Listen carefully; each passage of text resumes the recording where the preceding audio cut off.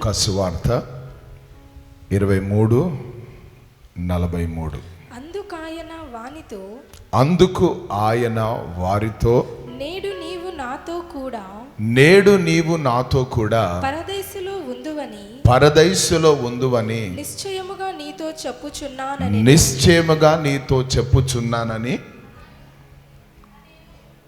నిశ్చయముగా నీవు నాతో కూడా పరదేశులో ఉందువని నీతో చెప్పుచున్నాను. అందరూ ఆమేన్ అని చెప్దాం. హల్లెలూయా.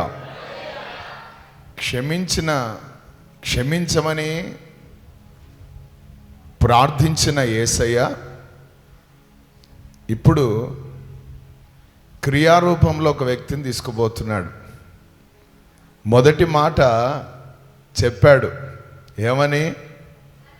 వీరేమి చేయుచున్నారో వీరు ఎరగరు కనుక వీరిని క్షమించండి అని. ఇప్పుడు క్రియారూపంలో చేస్తున్నాడు.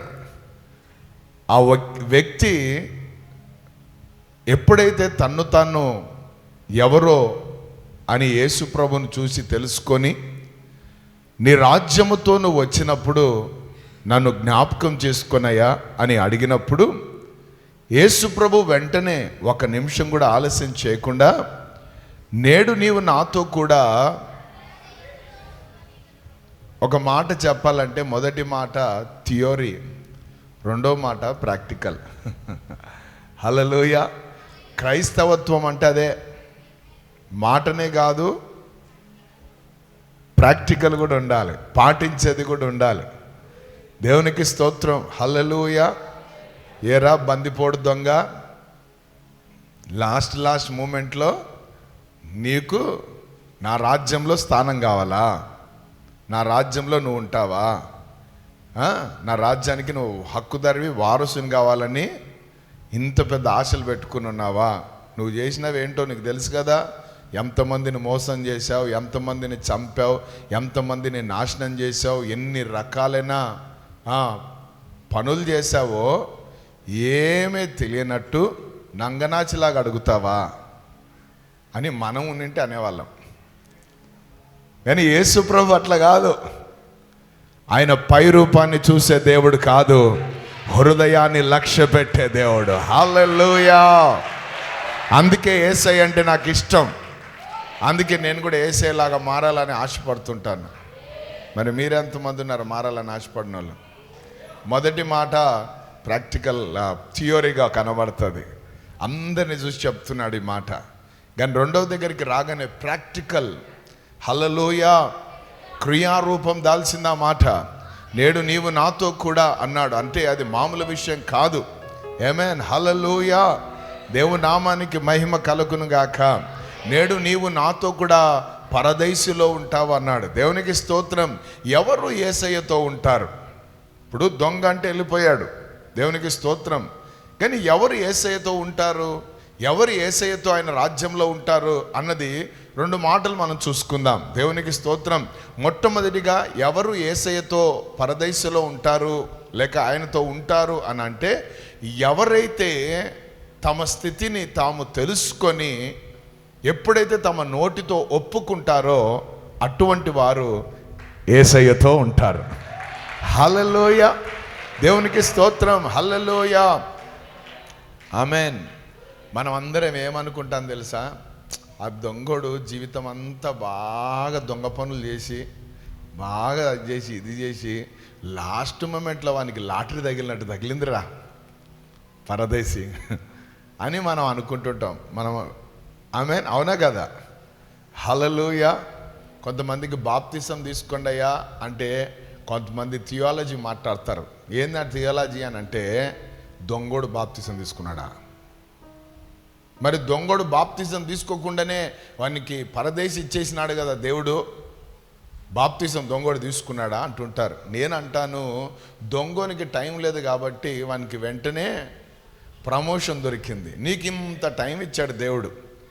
నీకు 60, 70, 80, 30, 40, 20, 15, 18 అన్ని దేవునికి ఇచ్చాడు. ఆమేన్. ఇన్ని సంవత్సరాల్లో మరి నువ్వు ఎందుకు తీసుకోలేదు అని ప్రభు అడిగితే నీ జవాబు ఏంటి? ఎందుకంటే క్లియర్గా మార్కు 16:16 చెప్తుంది, నమ్మి బాప్తిసం పొందినవాడు రక్షింపబడతాడు, నమ్మని వానికి శిక్షా విధి అని. ఇంకా దొంగను చూసుకుంటే ఎట్లా? ఏమే హల్లెలూయా. వాడు మారు మనసు పొందింది తీసుకోవాలా, వాడు పశ్చాత్తాపపడింది తీసుకోవాలా, వాడు ప్రభు దగ్గర అడిగిన శ్రేష్టమైన కోరికను తీసుకోవాలా. హల్లెలూయా. అది చాలా ప్రాముఖ్యమైనది. అందుకే యేసు ప్రభును ప్రభు అని మనం ఎప్పుడైతే మన హృదయంలో తెలుసుకొని మన నోటితో మనం ఎప్పుడైతే ఒప్పుకుంటామో అప్పుడు మనం రక్షింపబడతామని దేవుని వాక్యం సెలవిస్తుంది. హల్లెలూయా. దేవునామానికి మహిమ కలుగును గాక. హల్లెలూయా. ఎవరైతే మారు మనసు పొంది తండ్రి కుమార పరిశుద్ధాత్మ నామములో ముంచుట బాప్తిసం తీసుకున్నారో అటువంటి వారి మైండ్ ఎట్లుండాలంటే, అటువంటి వారి జీవితం ఎట్లుండాలంటే, అటువంటి వారి ప్రవర్తన ఎట్లుండాలంటే సారీ అడగడానికి సిద్ధంగా ఉండాలి. ఎవరైనా వచ్చి సారీ అని చెప్తే క్షమించడానికి కూడా సిద్ధంగా ఉండాలి. అన్నా ఇది చెప్పడానికి బాగుందన్నా, వినడానికి చాలా బాగుందన్నా, కానీ చేయడానికే కానీ దేవుడు అది చెప్తున్నాడు. అందుకే ప్రతి సంవత్సరం 7 మాటలు ఉంటాయి. ఆమేన్. ఎక్కడ తప్పిపోయినో మళ్ళీ ఒకసారి ట్రాక్లోకి రమ్మని. హల్లెలూయా. దేవునికి స్తోత్రం. ఆమేన్. ఈ 2 కష్టమే తెలుసా, ప్రాక్టికల్గా చెప్తున్నాను నేను. ఈ 2 కష్టమే. ఆమేన్. కొంతమంది చేసే పనులను బట్టి వాళ్ళని క్షమించడం అంత ఈజీ కాదు. కొంతమంది వచ్చి అన్నీ చేసేసి క్షమాపణ అడుగుతారు, అప్పుడు వాళ్ళని క్షమించడం అంత సులువైన విషయం కాదు. కానీ ప్రభువును మనం చూస్తే అన్నీ కూడా మారిపోతాయి. హల్లెలూయా. ప్రభువే మన ముందుగా, ఎవరొద్దు మనకు, వాళ్ళట్లా వీళ్ళట్లా ఎవరొద్దు. ప్రభువే మనకు సాక్షి, ప్రభువే మనకు అన్నీ. ప్రభు అందరినీ క్షమించాడు.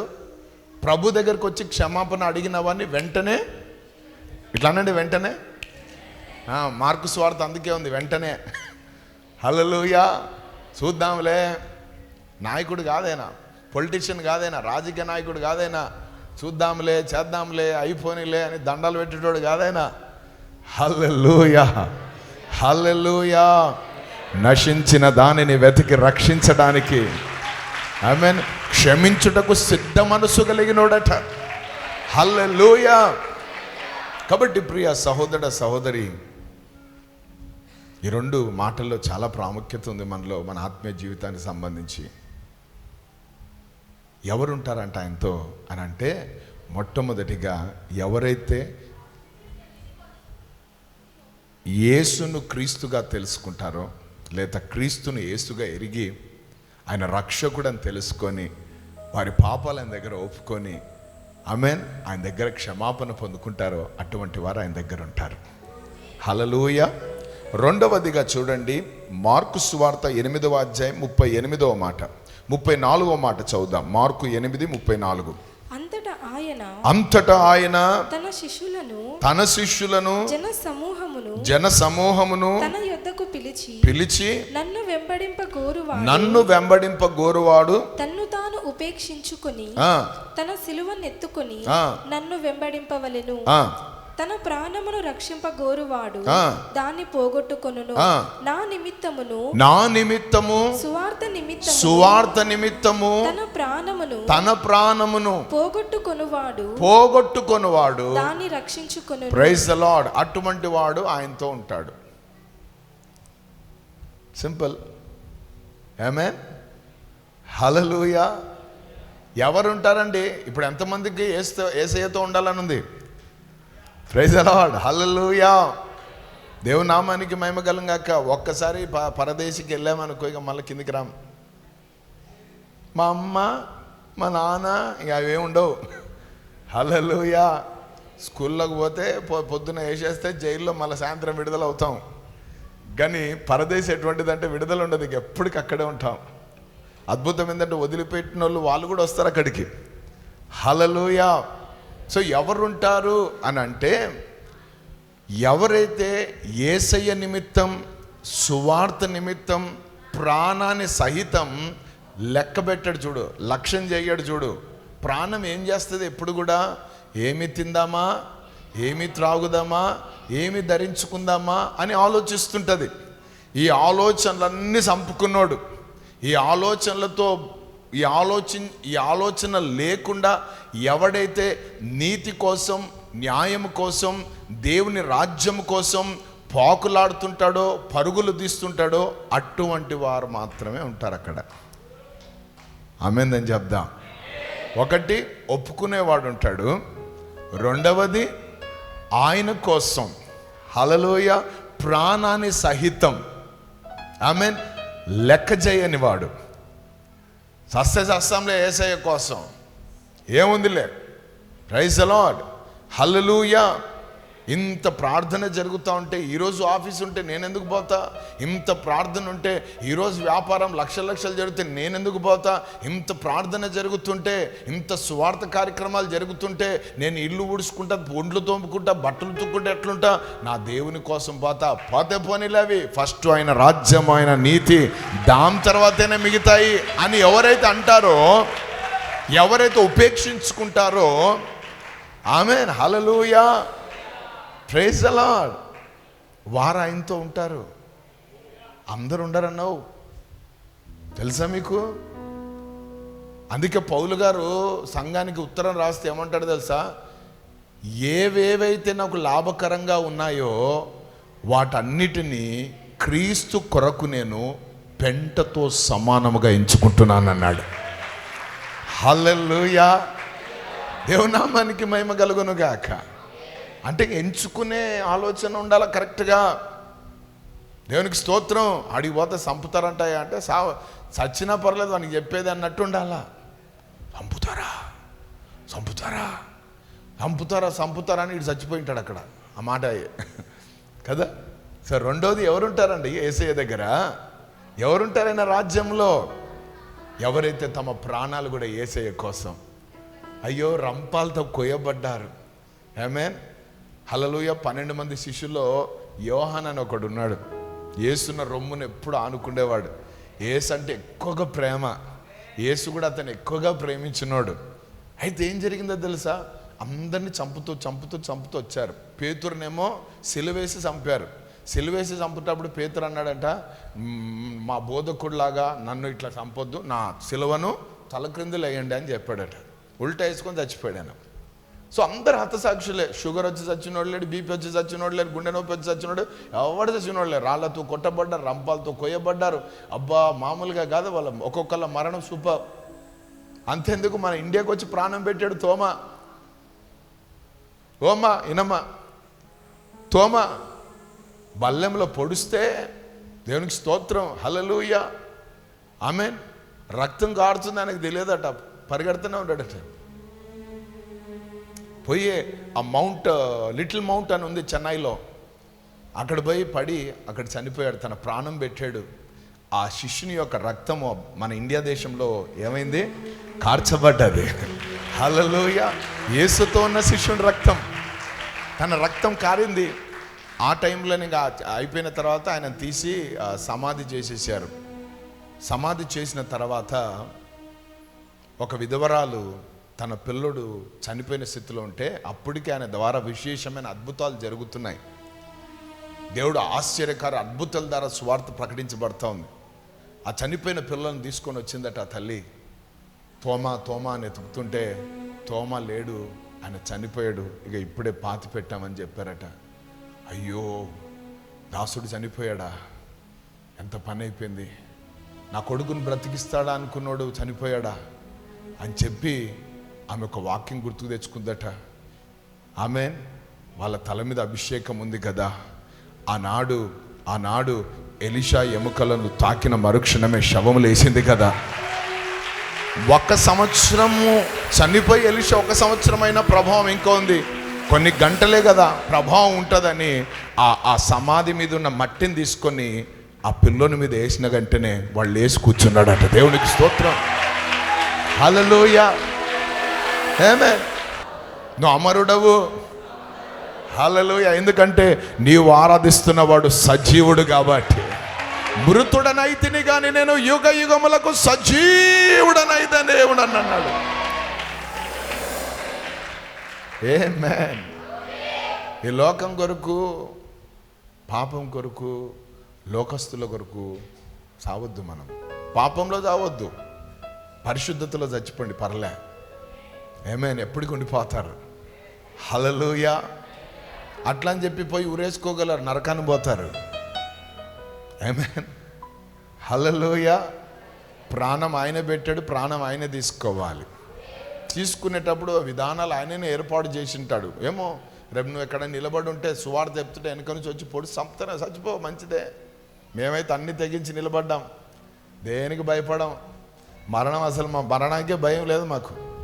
Praise the lord. హల్లెలూయా. కొంతమంది అంటారు హెల్త్ చెకప్ చేసుకో, ఆ చెకప్ చేసుకో. ఏ చెకప్ వద్దు, అన్ని చెక్ చేసినోడు ఆయన ఉన్నాడు. ఆమేన్. ఎందుకంటే ఇది పరిశుద్ధాత్ముని యొక్క ఆలయమై ఉన్నది. దేవునికి స్తోత్రం. హల్లెలూయా. హల్లెలూయా. నా ప్రాణమా నాలో నీవు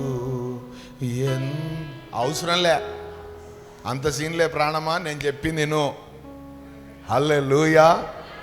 ఆయన చేసిన ఉపకారములలో దేనిని మరవద్దు నువ్వు. హల్లెలూయా. ఆమేన్.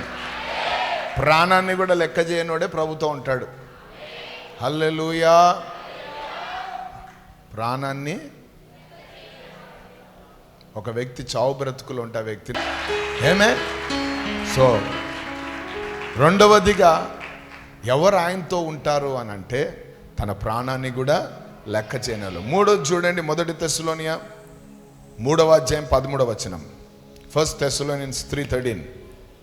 మరియు మన ప్రభువైన యేసు తన పరిశుద్ధులందరితో వచ్చినప్పుడు మన తండ్రి అయిన దేవుని ఎదుట మీ హృదయాలను పరిశుద్ధత విషయమై అనింద్యమైన వానిగా ఆయన స్థిరపరచుటకై మేము మీ ఎడల. Praise the lord. మూడవదిగా ఎవరుంటారు ఆయనతో అంటే, ఒకటి పరిశుద్ధత. దేంట్లో? హృదయములో. నిందారహితమైన జీవితాలతో ఎవరైతే బ్రతుకుతారో వారే ఉంటారు అక్కడ. అందరూ ఆమేన్ చెప్పండి. హల్లెలూయా. ఒకటి ఒప్పుకున్నోళ్ళు ఆయనతో ఉండేది. రెండవది ఆమేన్. హల్లెలూయా. ప్రాణమును లెక్క చేయనోళ్ళు. దేవునికి స్తోత్రం. మనుషుల్ని కాదు లెక్క చేయకపోవడం. నేను ఎవరిని లెక్క చేయా అంటే దేవుడు అంటే నేను నిన్ను లెక్క చేయా. తిక్క కుదిరిందా? భద్రం. హల్లెలూయా. నువ్వంటే దేవునికి ఇష్టం. ఆమేన్. దేవుడు అంటాడు నువ్వంటే నాకు ఇష్టం, నీవు నేను చేసిన వీళ్ళనందరినీ ఇష్టపడు అంటాడు. అది మనం చేయాల్సింది. నేను ఎప్పుడు ఏమంటాను తెలుసా, మేము స్పెషల్ కాదు ఇక్కడ, పాస్టమ్మ స్పెషల్. ఎందుకంటే మైక్ పట్టుకొని చెప్తున్నారు కాబట్టి వాళ్ళు స్పెషల్. ఏం లేదు, వచ్చిన వాళ్ళు మీరు స్పెషల్. ఆమేన్. హల్లెలూయా. స్పెషల్ వాళ్ళకు మేము వాక్యం చెప్పడానికి మాకు ఇచ్చిన కృపను బట్టి దేవునికి స్తోత్రాలు చెప్తుంటాం. హల్లెలూయా. ఆమేన్. ఆమేన్. హల్లెలూయా. అందుకే ప్రభు జన సమూహాల వైపు చూసాడట. చూసినోడు కనికరపడ్డాడు. అందరూ ఆమేన్ అని చెప్పండి. సో మూడవ లక్షణం ఎవరు ప్రభుతో ఉంటారు అని అంటే పరిశుద్ధత హృదయంలో. ఆమేన్. నిందారహితమైన సాక్ష్యం ఎవరైతే కలిగి ఉంటారో అటువంటి వారు ఉంటారు అక్కడ. ఇప్పుడు పరిశుద్ధత అంటే ఏంటి? అదేనా పొద్దున్న 3 గంటలకు స్నానం చేసేది తడి బట్టలతో కదా? క్రైస్తవులకు కోడ్ ఏంటంటే వైట్ డ్రెస్. అదేనా తెల్లగా వేసుకునేది? అదే నెత్తి మీద పూసుకునేది? అదేనా చెప్పులు వదిలేది? అదేనా భయముతో ఇట్లా వచ్చి కానికేసేది? హల్లెలూయా. అదేనా పరిశుద్ధత? ఏమే పరిశుద్ధత అంటే ఏంటి? హోలీ హోలీ హోలీ అంటుంటాం మనం. పరిశుద్ధుడు అని. అసలు పరిశుద్ధత అంటే ఏంటి? పరిశుద్ధత అంటే ఏంటమ్మా? చూసారా, అందరు మౌనంగా అయిపోయారు. ఆమేన్. కానీ నిలబడి మాత్రం చేతులెత్తి పరిశుద్ధుడా అంటున్నావు. అసలు పరిశుద్ధత అంటే ఏంటి? What is హోలీని? హోలీ అంటే దేవుని యొక్క గుణలక్షణం. పరిశుద్ధత అంటే గుణలక్షణాలు అనండి అందరు కూడా. నువ్వు ప్రేమ నింపబడి ఉన్నావనుకో, క్షమాపణతో నింపబడ్డావనుకో, విశ్వాసముతో నింపబడి ఉన్నావనుకో, విధేయతతో నింపబడి ఉన్నావు అనుకో, నువ్వు పరిశుద్ధునివి. ఆమేన్. దేవుని దూతలు ప్రతి గానాలతో పరిశుద్ధుడా పరిశుద్ధుడా అంటున్నారంటే ఆయన గుణము లక్షణాలను బట్టి ఆయనను గణపరుస్తున్నారు. పరిశుద్ధత అంటే క్యారెక్టర్, నీ యొక్క విధానం, నీ యొక్క శీలం. ఆమేన్. హల్లెలూయా. ఆమేన్. రేపు జరిగిందనుకో, చెడిపోయిందండి అమ్మాయి అంటారంటే దాని అర్థం ఏంటి? పరిశుద్ధతను కోల్పోయింది అని అంటాం. సో ఇప్పుడు మన హృదయంలో పరిశుద్ధత కావాలా దేవుడు కోరుకునేది అది. చేతులు కడుక్కోకుండా, ధర్మశాస్త్రంలో ఉన్న వాళ్ళ మాటలు అవి, చేతులు కడుక్కోకుండా శిష్యులు తింటూ ఉంటే ఏమయ్యా, మన ఆచారాలు, మన సాంప్రదాయాలు, మన వాళ్ళు పెద్దలు చెప్పిన మాట చేతులు కడుక్కొని కదా తినాల్సింది, మీ శిష్యులు ఏంది చేతులు కనుక్కోకుండా తింటున్నారు అనగానే ప్రభు గూబలు పగలగొడతాడు కదా. వెంటనే అన్నాడు, నాన్న బయట నుంచి లోపలికి పోయేవి మిమ్మల్ని అపవిత్రపరచవు, కానీ లోపటి నుండి బయటికి వచ్చేవి మిమ్మల్ని అపవిత్రపరుస్తాయి అన్నాడు. ఇది హెల్త్ సీక్రెట్. ఆ బట్టలు లేకుండా చెప్తుంటారు, ఉదయాన్నే 200 గ్రాములు వేడి నీళ్ళు, నిమ్మకాయలో ద్రాక్షరసం. వినండి, ఆరోగ్య సూత్రం యేసు ప్రభు చెప్పాడు. ఎంతమంది ఆరోగ్యంగా బ్రతకాలన్నారు? ఆరోగ్య సూత్రం ఏంటంటే నువ్వు ఏవైనా తిను, నీకు ఏ అపాయం జరగదు, ఏ ప్రమాదం రాదు. వాక్యం ఏమంటుందంటే నీ భోజనాన్ని, నీ పానమును నేను ఆశీర్వదించను అన్నాడు. అంటే గబ్బిలం తినేం కదా, పిల్లి తినేం కదా, ఏం కాదు, తినో. దుప్పటి పడింది కింద, అన్నీ ఉన్నాయి దాంట్లో, తినో అన్నాడు దేవుడు. మీన్ చైనా దేశం వాళ్ళు తింటారు, వాళ్ళకి అది. వాళ్ళు మనం కోళ్ళు తింటుంటే చీ చీ చీ వాట్ నాన్ సెన్స్ అంటారేమో. హల్లెలూయా. మనం అది చూసి అబ్బాయి అంటున్నాం కదా, కప్పలు తినేటోళ్ళని చూసి. అవి మిమ్మల్ని అపవిత్రపరచవు, తిండి గోల కాదు ఇక్కడ. బయట నుంచి పోయేవి ఏవి కూడా నేను అపవిత్రపరచవట, కానీ లోపల ఉంటాయి. వాడు అన్న మూడు ప్లేట్లన్నా తింటాడు వాడు ఏందన్నా బక్కగానే ఉంటాడు వాడు పొట్ట ఇంచు కూడా పెరగడం లేదు. ఏందంటాడు, కుళ్ళు పోతాడన్నా అంటాడు. ఈడే వాడిని కుళ్ళు వాడిని నలిపేసిందన్నమాట. అది అపవిత్రత. ఆత్మ చెప్పే సంగతులు చెవుల గలవాడు విందురుగాక. గుండె నిండా కుళ్ళు, గుండె నిండా కోపం, గుండె నిండా గర్వం, గుండె నిండా అసూయలు పెట్టుకుంటే నువ్వు బక్కగానే ఉంటావు. నీకే వస్తాయి రోగాలన్నీ కూడా. ప్రపంచంలో ఉన్న తెగుళ్ళకన్నిటికీ నువ్వు వీరుడవు. వానింటికి ఈజీగా పోవచ్చులే అని. హల్లెలూయా. కొంతమంది అంటుంటారు కదా, వాళ్ళు ఫ్రిడ్జ్ కొనుక్కున్నారన్నా, అసలు వాళ్ళు కొనుక్కున్నారేమో కానీ చెప్పినప్పటి నుంచి నాకు అసలు రాత్రి నిద్రే పట్టలేదంట. అంటే దాని అర్థం అసూయ ఉంది లోపల. అర్థమైందా? పరిశుద్ధత ఇప్పుడు ఎంతమంది ఉన్నారు చెప్పండి? చూసారా ఫిల్టర్ ఎట్లొచ్చిందో? నాకు ఇన్ని రోజులు తెలియదు. మొన్ననే ప్రభు పాద దగ్గర ఉపవాసాలు ఉండి మళ్ళీ ప్రార్థన చేసినాను దేవుని దగ్గర. అప్పుడు దేవుడు అన్నాడు, నువ్వు పరిశుద్ధంగా బ్రతుకు అన్నాడు. నాకు అర్థం కాలేదు. పరిశుద్ధంగా అంటే ప్రభు తెల్ల ప్యాంటు, తెల్ల షర్టు, తెల్ల సాక్సు, ఆమె తల మీద కొంగు అంటుంటే కాదు నాయన. గుణ లక్షణాలు నిన్ను అపవిత్రపరిచే లోపల ఉన్నాయి. కాబట్టి జాగ్రత్త. ఎవరు ప్రభుతో ఉంటారంటే అపవిత్రత లేనోళ్ళు, పరిశుద్ధత కలిగిన వాళ్ళు. హల్లెలూయా. అందుకే మీకు ఒక మాట చెప్తాను. ఎంతమందికి కుళ్ళు, కోపం, గర్వం, అసూయ, ఓర్వలేనితనం ఇటువంటి ఎంతమందికి ఉన్నాయి? ఏంది అవి? రక్తంలో ఉంటే తాత ముత్తాతలు ఇచ్చిపోయింది మాకు ఆస్తులు పాస్తులు. హల్లెలూయా. మీకు ఒక శుభవార్త చెప్తాను, వింటారా? కోపం పోగొట్టుకోవాలని, గర్వం పోగొట్టుకోవాలని, అసూయలు పోగొట్టుకోవాలని, ఒకరంటే ఒకరు ఎఫ్ఎస్సి సంఘంతో అంటారు కుక్కల్లాగా అరుచుకుంటున్నారట. సో అటువంటి స్వభావాలు పోవాలని ఎంతమందికి ఇష్టంగా ఉంది? Praise lord. ఇన్ని రకాలైన పాపాలకు ఒకటి పరలోకంకి పోయి ప్రభు పంపించేశాడు. హల్లెలూయా. అది రోమా 5:5లో మనం చూస్తాం. పరిశుద్ధాత్ముని ద్వారా తండ్రి తన ప్రేమను మన హృదయంలో కుమ్మరించాడట. ఆమేన్, హల్లెలూయా. ప్రేమ కుమ్మరించబడింది. అందుకే వాక్యం అంటది, దేవుడు ఏమై ఉన్నాడు? ప్రేమై ఉన్నాడు. God is love. అందుకే వాడు అడిగిన మరుక్షణమే అన్నాడు, నీవు నాతో కూడా పరదేశంలో ఉంటావు. ఎప్పుడైతే ప్రేమతో నింపబడతావో కోపం ఉండదు. ఎప్పుడైతే ప్రేమతో నింపబడతావో అసూయ ఉండదు. ఎప్పుడైతే ప్రేమతో నింపబడతావో మత్సరం ఉండదు. ఎప్పుడైతే ప్రేమతో నింపబడతావో జారత్వం ఉండదు. ఎప్పుడైతే ప్రేమతో నింపబడతావో కామక్రోధ మదమత్సరాలు ఉండవు. So be filled with the love of God. ఆమేన్. ప్రేమనిచ్చాడే తండ్రి అయిన దేవుడు, ఆయనే యేసు ప్రభు. ఆ ప్రేమ ఏం కొట్టినామో మనం, ఏం తన్నినామో మనము, ఏం లాగామో ఆ ప్రేమను, ఎంత ఈడ్చామో, ఎంత ఊంచామో అన్నీ మనం చేసినామే. వాళ్ళు కాదు, మనం కూడా చేస్తున్నాము. మళ్ళీ మళ్ళీ సిలువ వేస్తున్నాం మనం. మన పొరుగువాన్ని ప్రేమించకపోతే మనం సిలువ వేస్తున్నట్టే. అర్థమైందా నాన్న? హల్లెలూయా. కాబట్టి అందరం దొంగలమే. అందుకే అంటాడు, నిందారహితులుగా ఉండండి. హల్లెలూయా.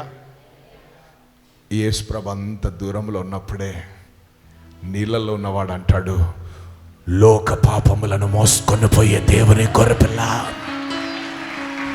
హల్లెలూయా.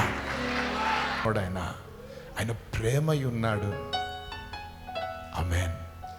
ఇద్దరికి అవకాశం ఉంది అక్కడ, ఇద్దరు దొంగలకు. బైబిల్లో 3 దొంగలు ఉన్నారు. ఆమేన్, హల్లెలూయా. ఒకడు నిందించిన దొంగ, ఒకడు యేసు ప్రభుతోటే ఉండి వాడు దొంగ, వాడి పేరే యూదా ఇస్కరియోతు దొంగ. ఆమేన్. ఇంకొకడేమో తన తప్పును ఎరిగి తెలుసుకొని ప్రభు గురించి మాట్లాడిన దొంగ. సో ఇప్పుడు మీకు ఒక ప్రశ్న, ఈ 3లో నువ్వు ఎటువంటి దొంగవి? అందరం దొంగలమే. ఫస్ట్ టైపా, సెకండ్ టైపా, థర్డ్ టైపా? ఏం సార్, ఏం మేడం చెప్పండి. ఏం సార్ మేము దొంగల్లా కనబడుతున్నాం, మేము దొరను. హల్లెలూయా. సో నేను అది మీకు వదిలేస్తున్నాను. నువ్వు ఎటువంటి స్థితిలో ఉన్నావు రోజు నీకే తెలుసు. హల్లెలూయా. కళ్ళు మూసుకుందాం, ప్రార్థన చేసుకుందాం. పరిశుద్ధుడా, ప్రేమ కలిగిన దేవానికి స్తోత్రం. మీరేం చేయించున్నారో వీరు ఎరగరు కనుక క్షమించండి అని ప్రాక్టికల్గా, థియోరీగా చెప్పారయ్యా. కానీ ప్రాక్టికల్గా పక్కన ఉన్న వ్యక్తి అడిగిన మరుక్షణమే నీ ప్రేమను వెల్లడిపరిచావయ్యా, నీ పరిశుద్ధతను వెల్లడిపరిచావయ్యా. నేను పరిశుద్ధులను కనుక మీరు పరిశుద్ధులై ఉండండి అన్నారు. సో మేము కూడా అటువంటి జీవితాలు జీవించే కృప మాకు దయచేయి.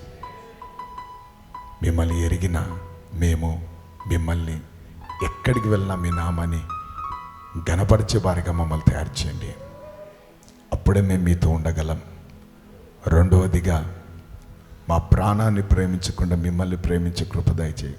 సువార్తను ప్రేమించే కృప మాకు దయచేయండి ప్రభువా. సువార్త ప్రకటించకుంటే నాకు శ్రమ అన్నాడు పౌలు. ఆ శ్రమలు మాకొద్దు నాయనా. సువార్త కోసం ప్రాణాలు కూడా పనంగా పెట్టి మనసు మాకు దయచేయనైనా. తప్పించుకొని తిరిగే మనసు మార్చునైనా. తప్పించుకొని తిరిగేవారు దొంగలు ప్రభువా. దొంగలు ఎప్పుడు తప్పించుకొని తిరుగుతుంటారు. కాబట్టి ఆ దొంగ బుద్ధి నాలో మాలో ఉండకుండా మీ కృప దయచేయండి. ప్రాణం పెట్టడానికి ముందుకు పరుగులు తీసే కృప దయచేయి. అలాగే ప్రభువా, పరిశుద్ధతతో హృదయములో పరిశుద్ధత కలిగి నిందారహితమైన సాక్ష్యం కలిగి మేము బ్రతికినప్పుడు మేము మీతో కూడా పరదేశంలో ఉంటామని మీరు మాకు నేర్పించినందుకు వందనాలు. చెప్పబడిన మాటలు ప్రతి ఒక్క హృదయంలో నీరు కట్టి ఫలింపచేయండి. యేసు నామములో ప్రార్థిస్తున్నాము తండ్రి. ఆమేన్, ఆమేన్. హల్లెలూయా.